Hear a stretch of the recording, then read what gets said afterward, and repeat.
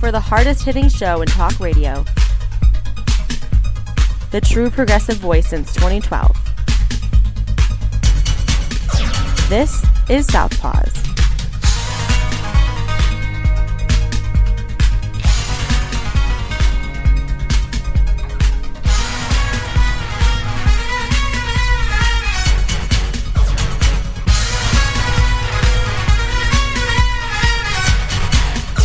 Good afternoon.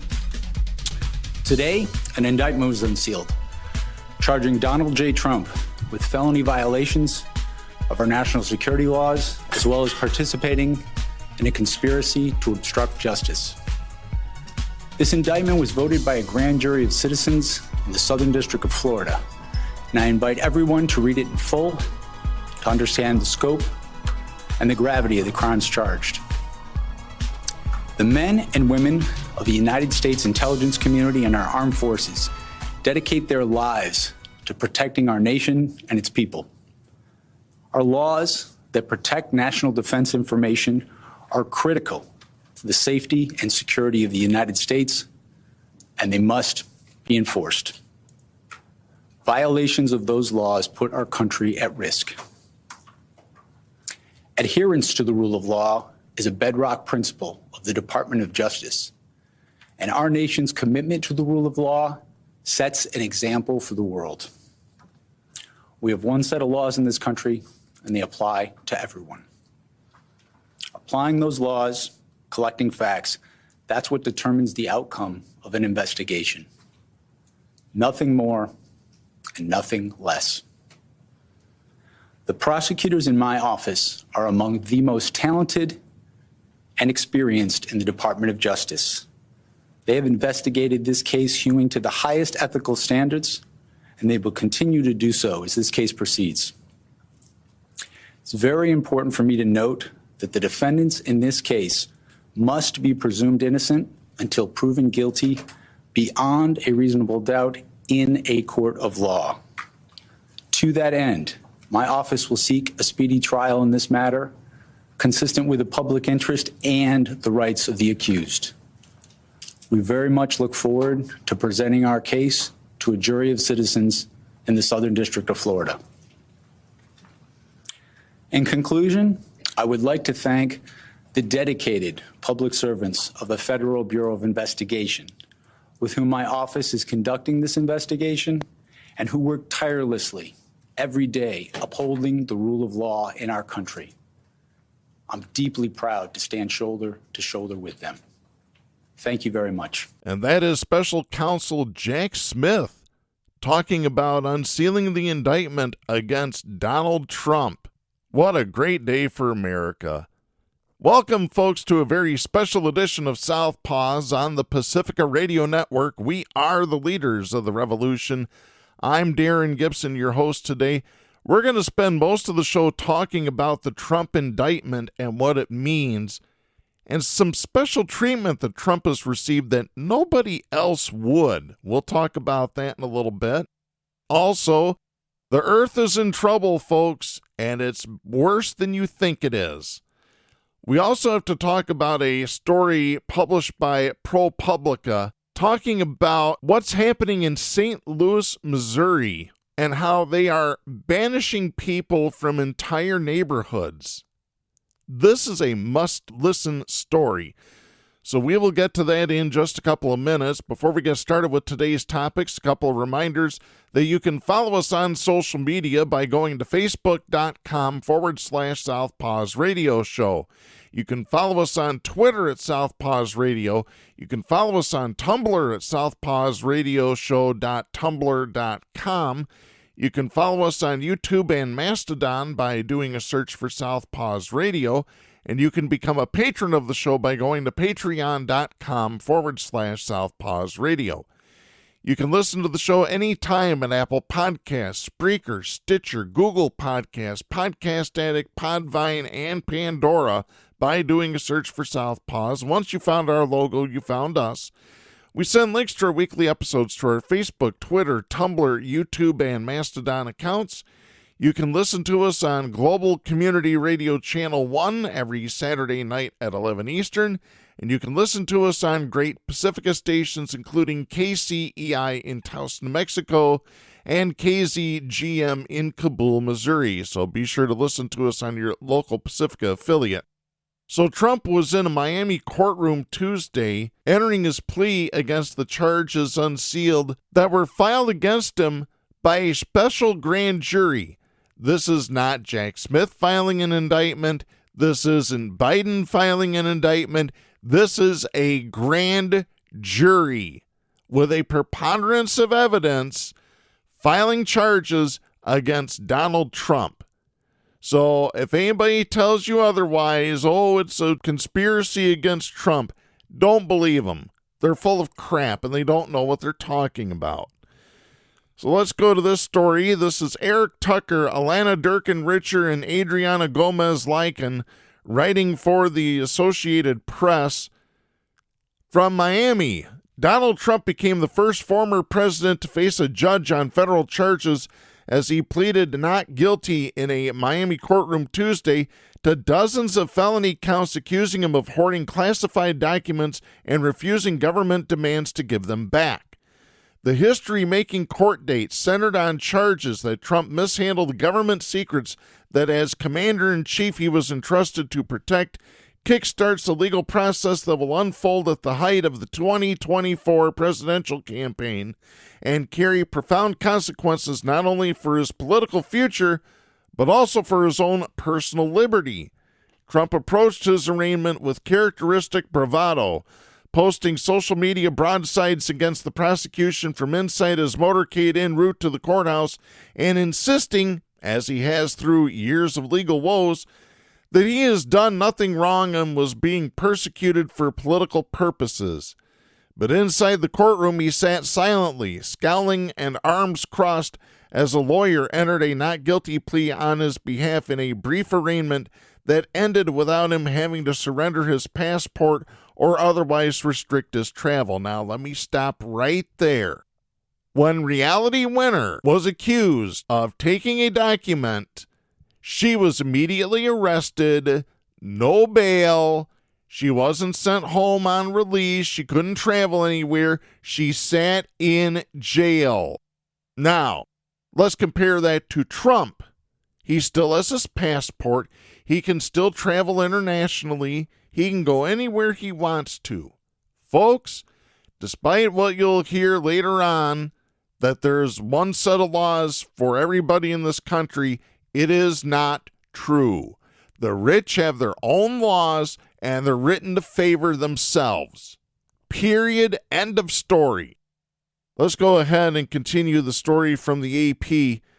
The arraignment, though largely procedural in nature, was the latest in an unprecedented reckoning this year for Trump, who faces charges in New York arising from hush money payments during his 2016 presidential campaign, as well as ongoing investigations in Washington and Atlanta into efforts to undo the results of the 2020 race.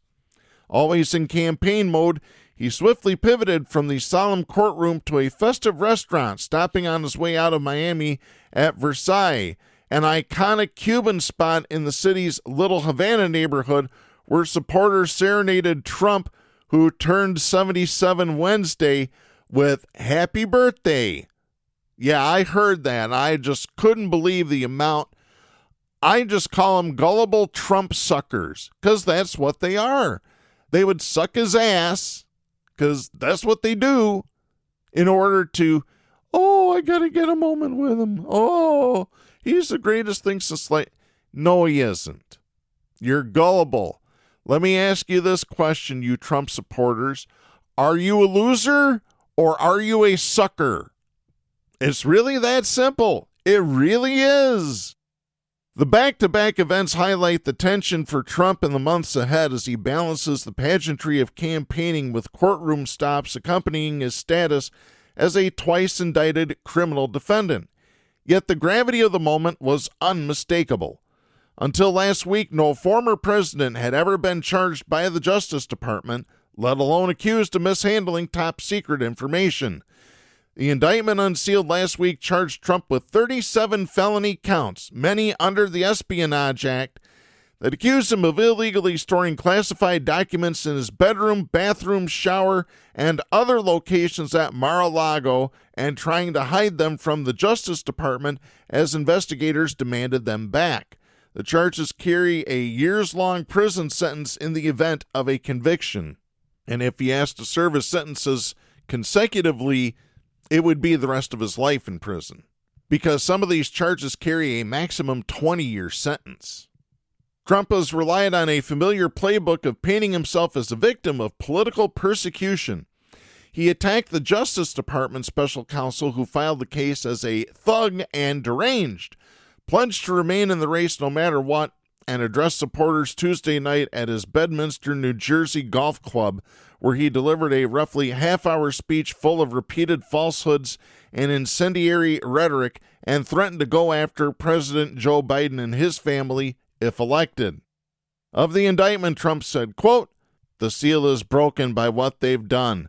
They should never have done this," end of quote. But Attorney General Merrick Garland, an appointee of Biden, sought to insulate the department from political attacks by handing ownership of the case last November to a special counsel, Jack Smith, who on Friday declared, quote, "We have one set of laws in this country and they apply to everyone," end of quote. Just not equally. Again, Trump is allowed to travel. Reality Winner was thrown in his cell until she went to court. Smith attended Tuesday's arraignment sitting in the front row behind his team of prosecutors. The court appearance unfolded against angst over potential protests, with some high-profile backers using barbed rhetoric to voice support. Though city officials said they were prepared for possible unrest, there were few signs of significant disruption. Trump didn't say a word during the court appearance other than to occasionally turn and whisper to his attorneys who were seated on either side of him.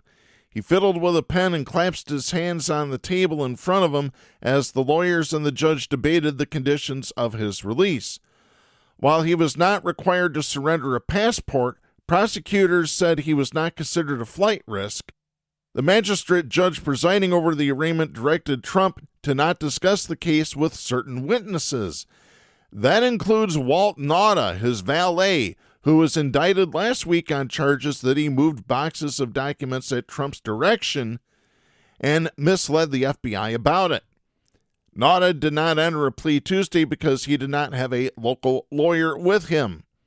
Trump attorney Todd Blanche objected to the idea of imposing restrictions on Trump's contact with possible witnesses, noting they include many people close to Trump, including staff and members of his protection detail. Blanche said, quote, "Many of the people he interacts with on a daily basis, including the men and women who protect him, are potential witnesses in this case," end of quote. Trump, who has repeatedly insisted that he did nothing wrong, showed no emotion as he was led by law enforcement out of the courtroom through a side door. Even for a man whose presidency and post-White House life have been defined by criminal investigations, the documents probe had long stood out both because of the volume of evidence the prosecutors had seemed to amass and the severity of the allegations. A federal grand jury in Washington had heard testimony for months, but the Justice Department filed the case in Florida, where Trump's Mar-a-Lago resort is located and where many of the alleged acts of obstruction occurred. Though Trump appeared Tuesday before a federal magistrate, the case has been assigned to a district court judge he appointed, Aileen Cannon, who ruled in his favor last year in a dispute over whether an outside special master could be appointed to review the seized classified documents. A federal appeals panel ultimately overturned the ruling. Yeah, I have a lot of concerns about this because this woman is one of Trump's appointees, and you know she's going to have it in favor for him. Oh, they're not going to do that. Oh, they're going to run it the way that they should. It's not going to be biased for Trump. Yeah, really. She has already shown her bias. She needs to recuse herself from this case. Now, let me continue. It's unclear what defenses Trump is likely to invoke as the case moves forward. Two of his lead attorneys announced their resignation the morning after his indictment, and the notes and recollections of another attorney, M. Evan Corcoran, are cited repeatedly throughout the 49-page charging document, suggesting prosecutors envision him as a potential key witness. Now, here's the problem with that, is that as an attorney, Trump is allowed attorney-client privilege. Now, I don't know whether Corcoran's testimony is going to be allowed in court or not. That's going to be something that's going to have to be decided later. Hopefully it will, because this is some damning stuff here. It really is.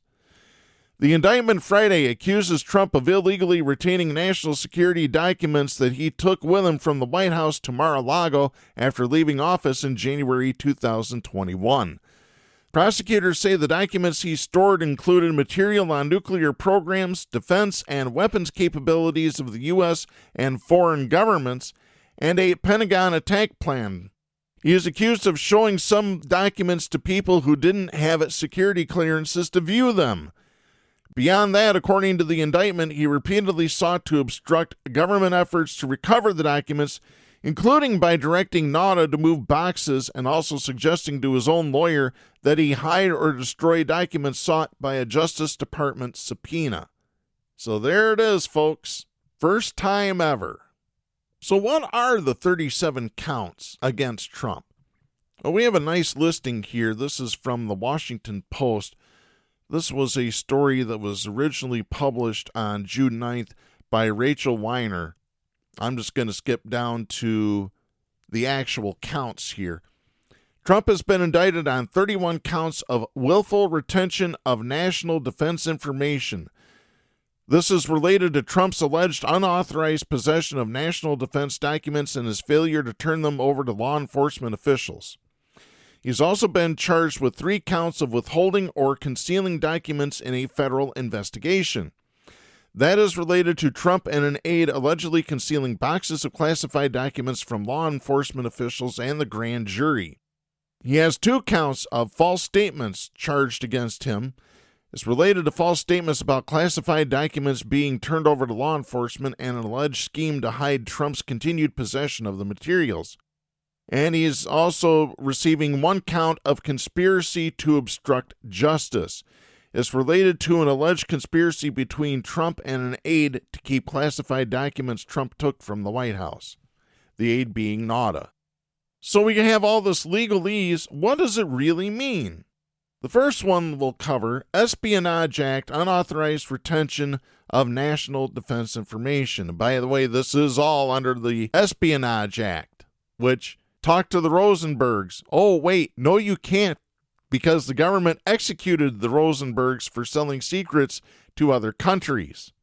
Trump is charged with 31 counts of violating a part of the Espionage Act that bars willful retention of national defense information by someone not authorized to have it. Such information is defined as any document, writing, code book, signal book, sketch, photograph, photographic negative, blueprint, plan, map, model, instrument, appliance, or note relating to the national defense or information relating to the national defense, which information the possessor has reason to believe could be used to the injury of the United States or to the advantage of any foreign nation. Technically, that information does not have to be classified, but in practice, the law is almost exclusively used to prosecute retention of classified materials. In Trump's case, prosecutors say that all but 1 of the 31 documents he is charged with illegally retaining were marked as classified at the secret or top secret level. The unmarked document concerned military contingency planning, according to the indictment. A conviction does not require any evidence of a desire to disseminate the classified information. Having it in an unauthorized location is enough. But the crime requires a willful mishandling of material the possessor has reason to believe could be used to the injury of the United States or to the advantage of any foreign nation.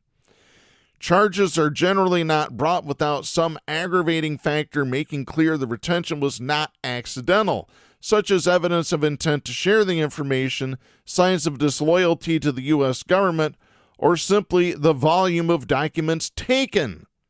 Unlike other government employees, the president does not go through a security clearance process that includes a pledge to follow classification rules. Maybe that needs to change, folks. But Trump received requests from the National Archives and Records Administration and subpoenas from the Justice Department indicating that the documents in question were classified and needed to be returned to the U.S. government. Prosecutors say he instead sought to hide them from federal investigators. And while the president can declassify most information, there is a process for doing so. According to the indictment, Trump twice showed classified information to others, once while saying that the document was still classified and lamenting that he no longer had the power to declassify it. Yes, that conversation is on tape. It is recorded conversation. The next charge, conspiracy to obstruct justice. Trump is charged with one count of conspiring with Nauta to hide classified material from federal investigators by lying to the FBI about what was found at Mar-a-Lago and moving boxes of documents out of a storage room before agents searched the home. Trump specifically is accused of suggesting that one of his attorneys lied to the FBI and helped hide or destroy documents. The charge of tampering with grand jury evidence. Both Trump and Nauta face 2 counts of trying to keep evidence out of grand jurors' hands. 1 count of withholding the classified documents and 1 of corruptly concealing them. As part of those charges, Trump is accused of trying to persuade one of his attorneys to help conceal the documents, while Nauta is accused of hiding the evidence by moving the boxes of classified documents. Concealing evidence in a federal investigation. For the same alleged conduct of hiding the classified information at Mar-a-Lago, Trump and Nauta separately face 1 count of concealing evidence with the intent to obstruct an FBI investigation. False statements. Both Trump and Nauta together face 1 count of scheming to make false statements for allegedly hiding from the FBI and the grand jury that Trump still had classified documents in his possession. Trump faces a separate count for causing his attorney to falsely claim in June 2022 that all classified documents in Trump's possession had been handed over in response to a subpoena, according to the indictment. Nauta alone is accused of lying to the FBI by falsely claiming that he had nothing to do with moving any boxes. So what punishment could Trump face because of this? Well, the maximum punishment for each count of unlawful retention of national defense information is 10 years in prison. Conspiracy to obstruct justice, tampering with grand jury evidence, and concealing evidence in a federal investigation all carry punishments of up to 20 years. Each false statement charge is punishable by up to 5 years in prison. So let's see, 31 times 10 is 310. I believe he could face, if he's ordered to serve consecutive sentences, could face over 600 years in prison. He does not face any mandatory minimum sentences, and that also needs to change. Sentences in unlawful retention cases vary widely depending in part on how sensitive the material is, how much of it there is, how long the person held on to it, and his or her cooperation with investigators. A Defense Department employee in Manila who took home a small amount of secret-level information to work on a classified thesis project served only 3 months behind bars. Kenneth Wayne Ford Jr., who was found guilty at trial of bringing home national defense information after leaving the National Security Agency and lying about the case, received a 6-year sentence. A former NSA contractor who over 2 decades amassed a huge trove of highly sensitive material, including hacking tools and details of overseas operations, was sentenced to 9 years in prison. A Navy sailor who took pictures of classified areas of a nuclear-powered submarine and then destroyed the evidence was sentenced to a year in prison for retention and obstruction. Trump later pardoned him. Of course he would, because Trump's a criminal himself. That's who he gravitates toward. Look at who his buddies are. The idiot in North Korea, the idiot in China, Putin. Retired General David H. Petraeus was given probation after pleading guilty to sharing classified information with his biographer. At the time, the crime of mishandling classified information as opposed to national defense information was a misdemeanor with a maximum punishment of a year behind bars. It became a felony during Trump's presidency. Yeah, Trump did it on his own because He was so angry that Hillary Clinton had a private email server. So that's why he asked Congress to pass the law strengthening these document retention charges, and now he's been caught in his own trap. That's the beautiful part of it. He was caught in his own trap. Now, Trump is still facing charges in New York State court with unrelated crimes for conduct that predates his presidency. He's accused of falsifying business records to hide payments during the 2016 campaign made to an adult film star to keep her from saying publicly that she had an affair with Trump. Trump is also under investigation by a state prosecutor in Georgia who is looking at his efforts to overturn President Biden's 2020 victory in that state. Special Counsel Smith is also investigating Trump's attempts to stay in office after losing the presidential election, including his pressure on officials in battleground states and fundraising off false claims of election fraud. In addition to his involvement in more than 4,000 lawsuits over the course of his half-century in real estate, entertainment, and politics, Donald Trump has been the subject of investigations by federal, state, and regulatory authorities in every decade of his long career. Yet Trump continues to describe himself as an innocent man. I don't have to presume innocence. I'm a commentator. I have my opinions on it. I think he's guilty. Throw his ass in prison forever. Now, the sad part is that Trump can still continue to run for president while he's under indictment.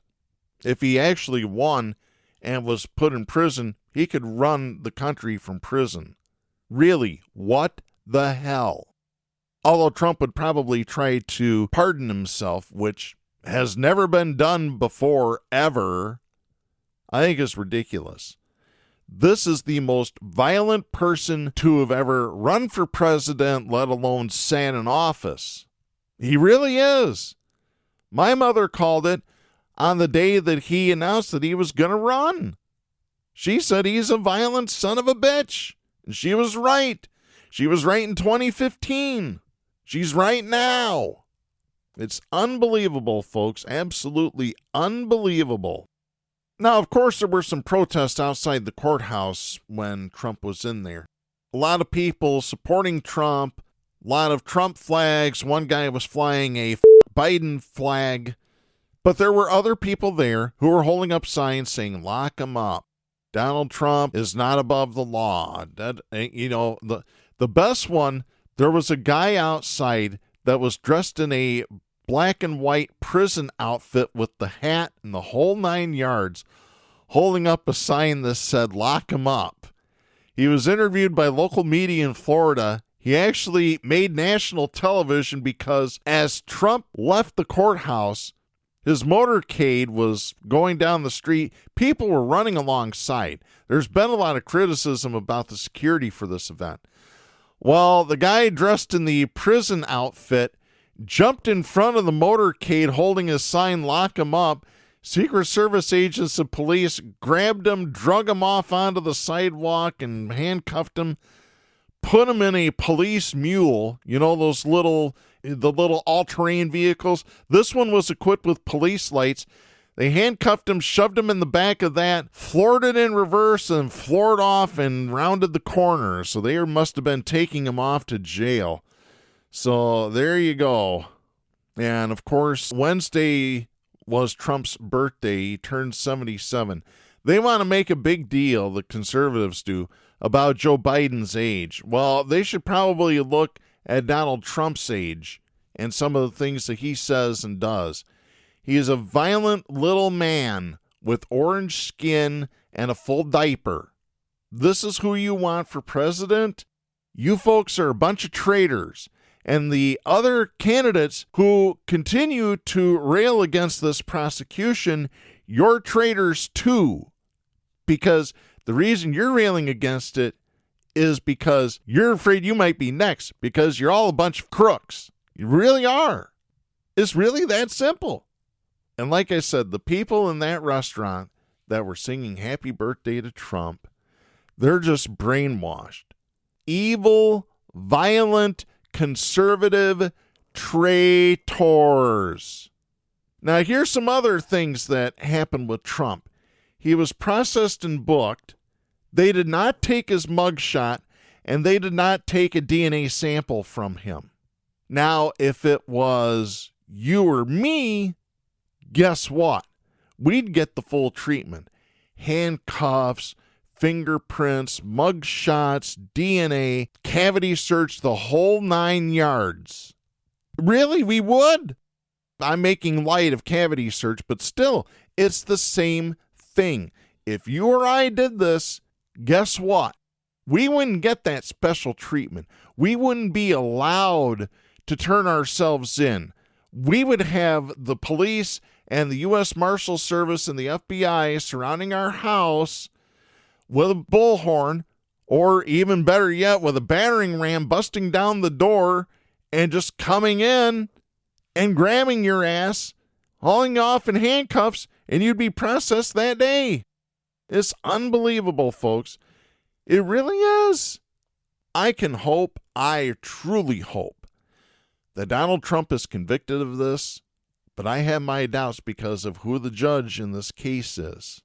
We talked about her. She was appointed by Trump. She's the one that said that a special master could be involved. The Court of Appeals overruled her, and so she had to dismiss the case because she was under orders to. You know, she needs to recuse herself or she needs to be replaced. Oh, but she was chosen at random. Yeah, it was just totally random. No, I don't think it was, folks. I really don't. Oh, boy. So let's get on to our next story. The Earth is dying at a faster rate than even we knew, folks. This is Seth Borenstein writing for the Associated Press. This is dated May 31st. This is very terrible news. According to a new study, Earth has pushed past 7 out of 8 scientifically established safety limits and into the danger zone, not just for an overheating planet that's losing its natural areas, but for the well-being of people living on it. The study looks not just at guardrails for the planetary ecosystem, but for the first time it includes measures of justice, which is mostly about preventing harm for countries, ethnicities, and genders. The study by the international scientist group Earth Commission, published in Wednesday's journal Nature, looks at climate, air pollution, phosphorus, and nitrogen contamination of water from fertilizer overuse, groundwater supplies, fresh surface water, the unbuilt natural environment, and the overall natural and human-built environment. Only air pollution wasn't quite at the dangerous point globally. Air pollution is dangerous at local and regional levels, while climate was beyond the harmful levels for humans in groups, but not quite past the safety guideline for the planet as a system. That's according to the study from the Swedish group. The study found hotspots of problem areas throughout Eastern Europe, South Asia, the Middle East, Southeast Asia, parts of Africa, and much of Brazil, Mexico, China, and some of the U.S. West. Much of it from climate change. Scientists said as an example that about 2/3 of Earth doesn't meet the criteria for freshwater safety. Study co-author Christy Eby, a professor of climate and public health at the University of Washington, said, quote, "We are in a danger zone for most of the Earth system boundaries," end of quote. Earth Commission co-chair Joyita Gupta, professor of environment at the University of Amsterdam, said at a press conference that if planet Earth just got an annual checkup similar to a person's physical, quote, "Our doctor would say that the Earth is really quite sick right now, and it is sick in terms of many different areas or systems, and this sickness is also affecting the people living on Earth," end of quote. It's not a terminal diagnosis. The planet can recover if it changes, including its use of coal, oil, and natural gas, and the way it treats the land and water, the scientist said. But study lead author Johann Rockstrom, director of the Potsdam Institute for Climate Impact Research in Germany, said, quote, "We are moving in the wrong direction on basically all of these," end of quote. Indy Burke, dean of the Yale School of the Environment, said in an email, quote, This is a compelling and provocative paper, scientifically sound in methodology, and important for identifying the dimensions in which the planet is nearing the edge of boundaries that would launch us into irreversible states." End of quote. By the way, Burke was not a part of the study. The team of about 40 scientists created quantifiable boundaries for each environmental category, both for what's safe for the planet and for the point at which it becomes harmful for groups of people, which the researchers termed a justice issue. Rockstrom said he thinks of those points as setting up a safety fence outside of which the risks become higher, but not necessarily fatal. Rockstrom and other scientists have attempted in the past this type of holistic measuring of Earth's various interlocking ecosystems. The big difference in this attempt is that scientists also looked at local and regional levels, and they added the element of justice. The justice part includes fairness between young and old generations, different nations, and even different species. Frequently, it applies to conditions that harm people more than the planet. An example of that is climate change. The report uses the same boundary of 1.5 degrees Celsius or 2.7 degrees Fahrenheit of warming since pre-industrial times that international leaders agreed upon in the 2015 Paris Climate Agreement. You know, the one that Trump took the U.S. out of, because he's a moron. The world has so far warmed about 1.1 degrees Celsius, about 2 degrees Fahrenheit, so it hasn't crossed that safety fence. But Rockstrom and Gupta said that that doesn't mean people aren't being hurt.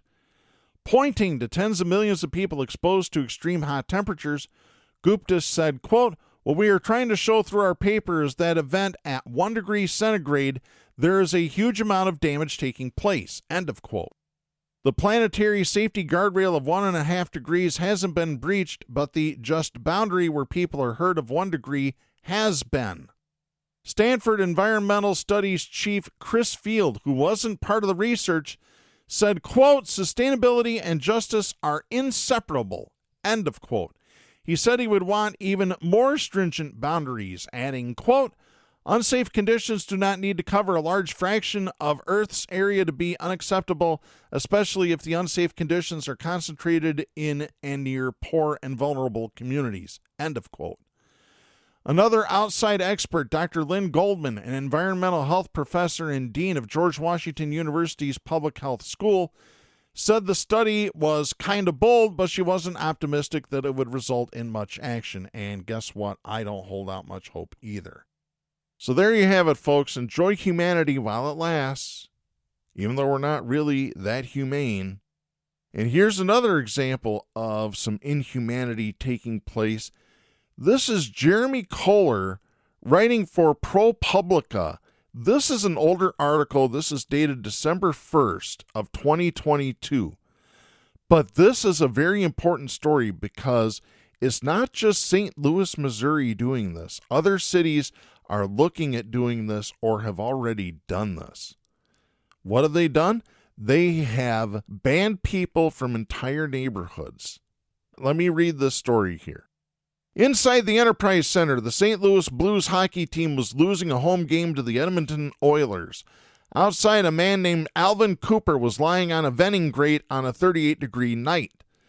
A St. Louis police sergeant asked him to move, according to an officer's December 2018 report. Cooper refused. The sergeant and the officer pointed to signs that said no trespassing and no panhandling. Cooper said, quote, "I ain't going nowhere," end of quote.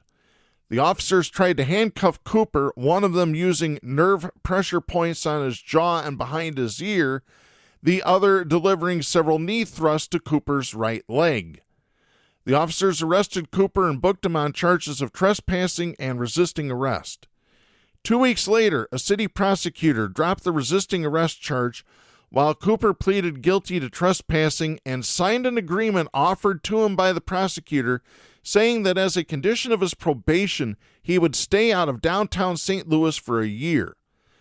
The neighborhood order of protection, as the agreement is called, meant that Cooper could be arrested if he so much as sets foot inside a 1.2 square mile area, more than 100 city blocks, that is home to many of the organizations that provide shelter, meals, and care to St. Louis's homeless people. Other American cities order people to stay away from specific individuals or places, and some have set up defined areas that are off limits to people convicted of drug or prostitution charges. But few have taken the practice to St. Louis's extreme, particularly as a response to petty incidents, according to experts in law enforcement. Seattle and some of its suburbs, including Everett, have blocked off certain areas of their city as exclusion zones where people who have been convicted of drug or prostitution offenses can be arrested. The practice has long been criticized by civil rights advocates, but city leaders say it has helped reduce crime. I'd like to see some statistics on that, because I don't know if I truly believe that. Cincinnati once barred people convicted of drug offenses from its own exclusion zones, but a court struck down the practice as a violation of the constitutional freedoms of association and movement, and the U.S. Supreme Court in 2003 let that ruling stand. The Chicago suburb of Elgin adopted rules in 2016 that banned people who have repeatedly caused nuisances from some sections of the city, but it has been enforced sparingly. In St. Louis, neighborhood orders of protection affect large swaths of the city and are typically in effect for a year or two, although some orders have had expiration dates in 2099. That is according to records obtained by ProPublica. A person who violates an order may face a fine of up to $500 or be sentenced to as long as 90 days in jail. Victor St. John, an assistant professor of criminology at St. Louis University, said even limited bans may have a dire impact, quote, in terms of individuals not being able to engage with family members or friends. It's a restriction on resources that are publicly available to everyone else. I haven't heard of entire neighborhoods, end of quote. Yet just how rare the practice is across the country is difficult to assess, in large part because it has not been closely tracked.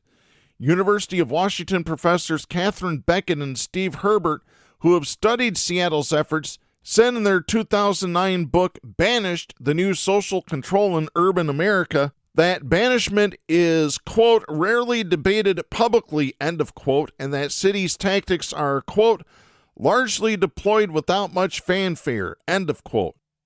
Beckett said, quote, I think part of the problem is that these legal tools are very much under the radar, end of quote.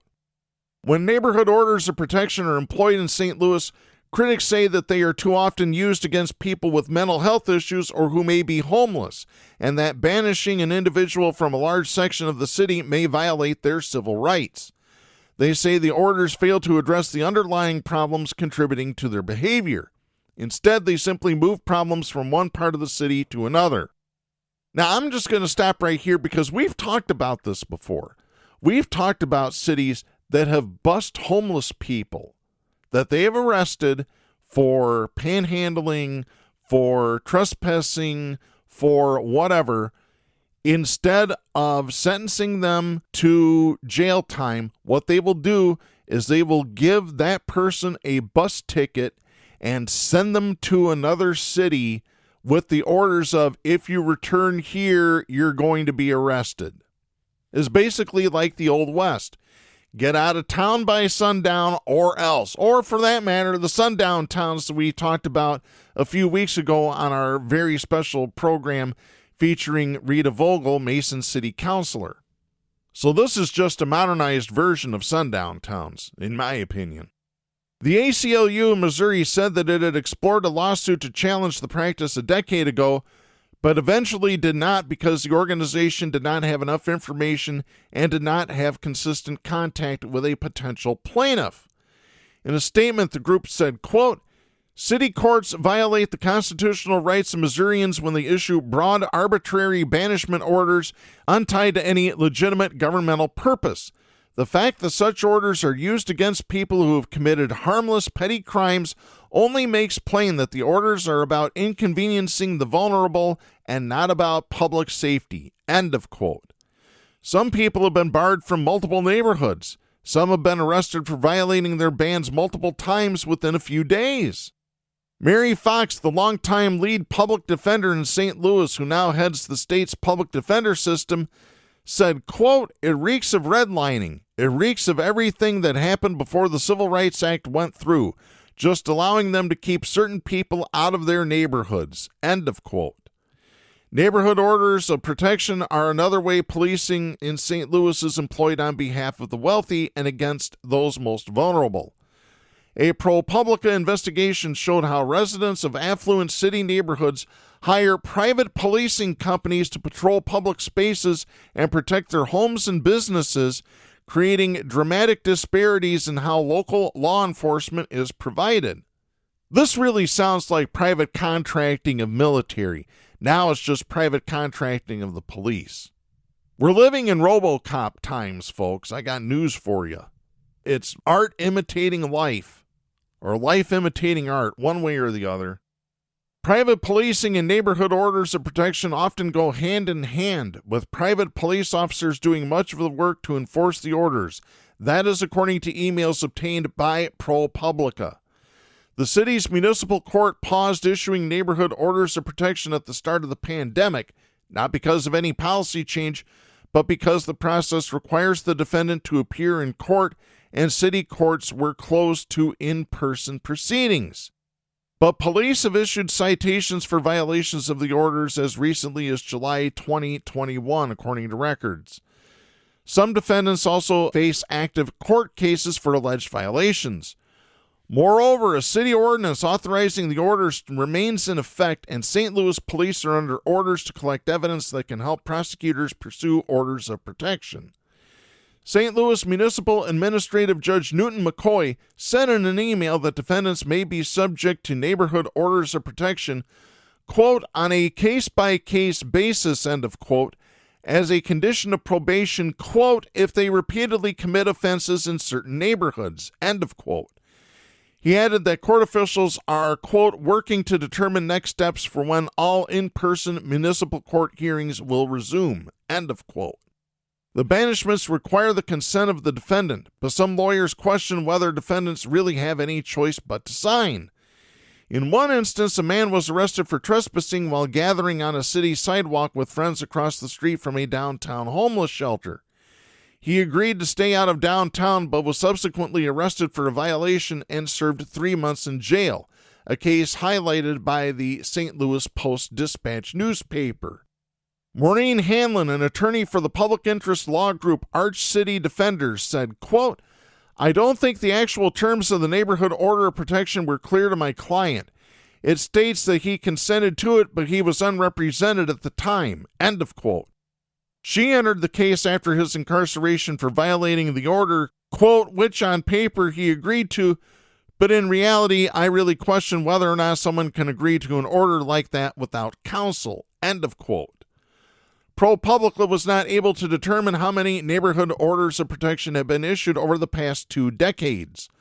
Court cases are typically sealed after the successful completion of probation.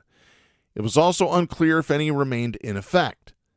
Megan Green, who on November 8th was elected president of the city's Board of Aldermen and is the city's second highest ranking official, said she has long heard from advocates for the homeless who say the orders make it difficult for the city's most vulnerable people to receive meals or other services. Green said she wants to study the use of neighborhood orders of protection to, quote, understand the implications, and if we need to take a look at a revision, I think potentially do that. End of quote. She added this, quote, if you are banning somebody from downtown from the area where services are, that makes it that much harder to address the needs, end of quote. She said she also found it problematic that, quote, if you're just banning somebody from a certain area and never addressing the behavior, chances are that behavior just moves to another block or another neighborhood. So I'm not sure how effective something like this is at achieving what folks are going for either. End of quote. Neighborhood leaders and police officials have defended neighborhood orders of protection as a tool for residents and businesses to make their streets safer by sending a message to criminals that they are not welcome. St. Louis Police Sergeant Charles Wall said the department merely enforces the orders once they're issued.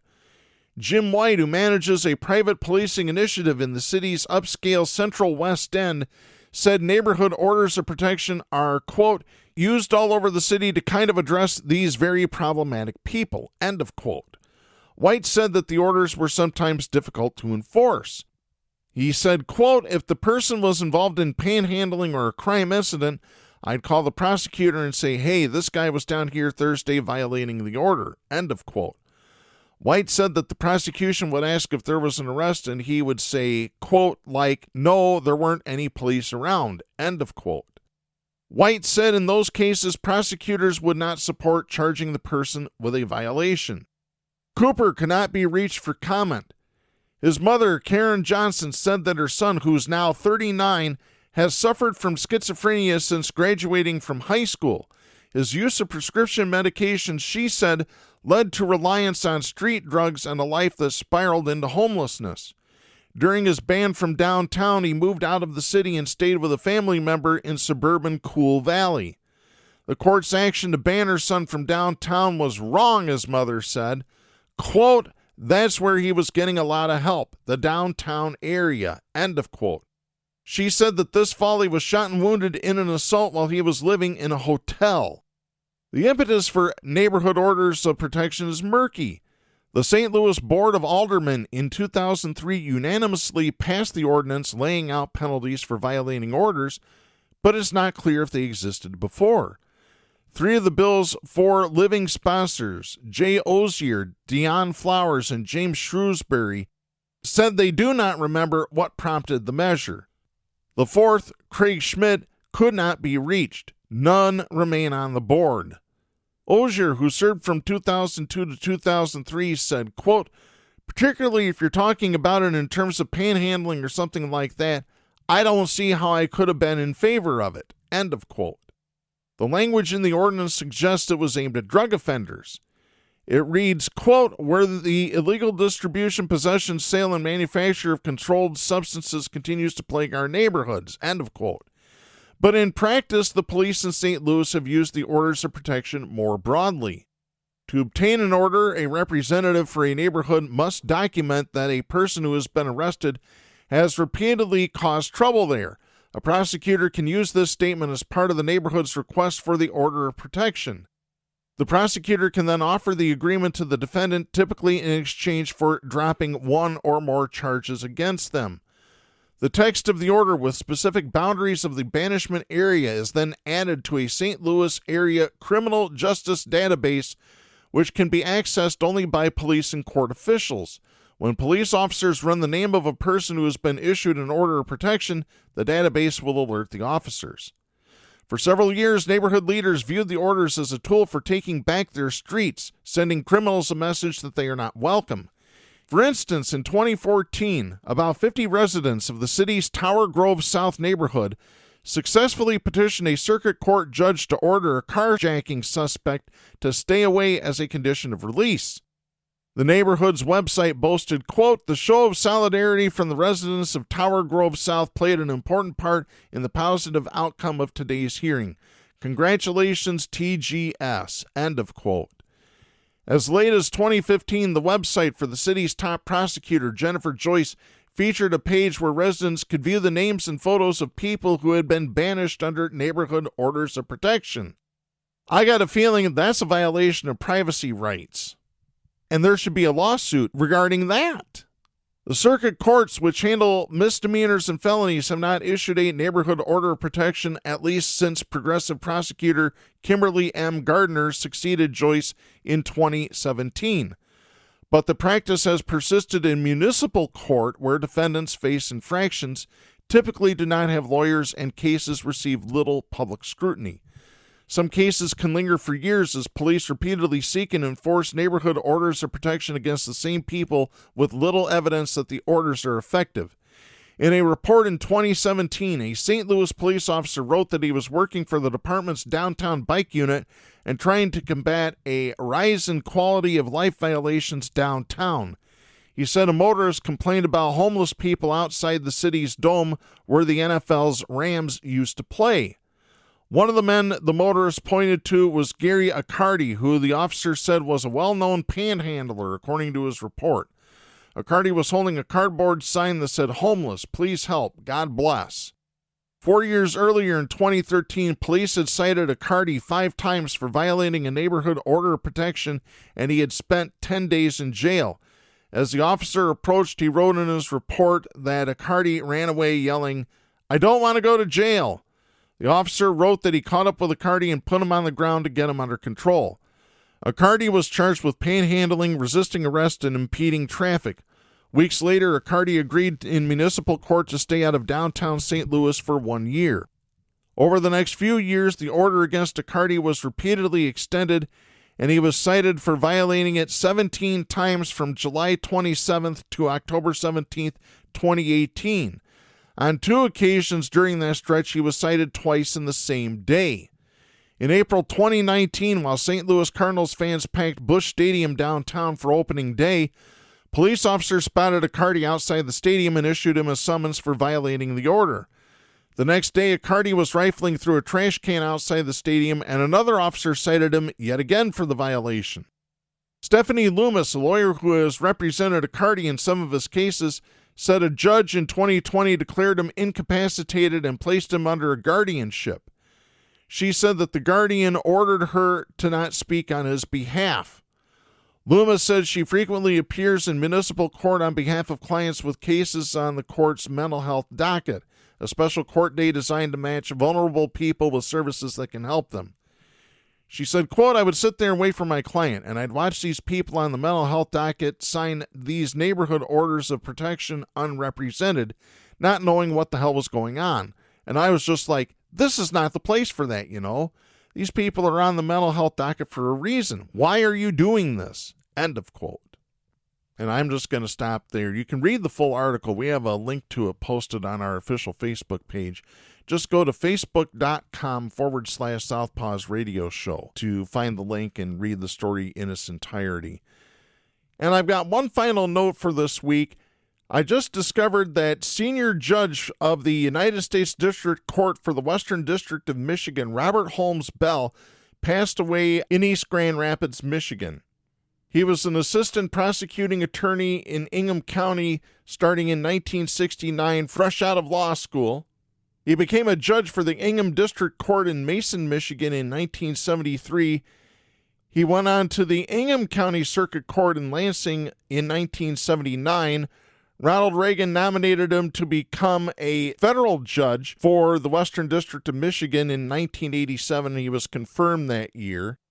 He served as chief judge from 2001 to 2008 and assumed senior status in 2017. His most famous actions include 2 good things and 1 very bad one. The first one was he dismantled the Latin Kings gang in Holland. The second was he sentenced Marvin Gabriel to the death penalty for committing murder on federal property, because Michigan doesn't have the death penalty, hasn't had it since 1847.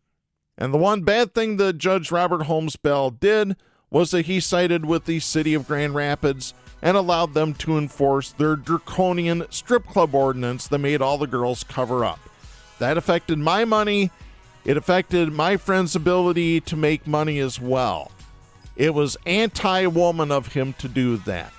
Judge Robert Holmes Bell, dead at 79, and good riddance.